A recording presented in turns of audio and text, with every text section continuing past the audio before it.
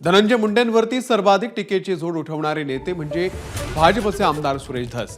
महायुतीमध्ये असून देखील धस यांनी वारंवार मुंडेंना लक्ष्य करत राजीनाम्याची मागणी केली आहे। मात्र लवकरच या दोन नेत्यांमध्ये पॅचअप होण्याची शक्यता आहे। सुरेश धस आणि धनंजय मुंडेंमध्ये विसंवाद झालाय, तो विसंवाद दूर करण्याचा आम्ही प्रयत्न करणार असल्याचं विधान जे आहे ते महसूल मंत्री चंद्रशेखर बावनकुळे यांनी केलंय।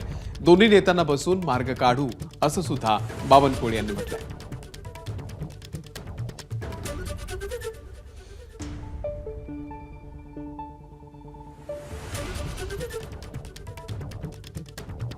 मुळात तिथे आपसात महायुतीमध्ये आमचे आमदार सुरेश धस आणि माननीय धनंजय मुंडे यामध्ये काहीतरी विसंवाद झाला आहे।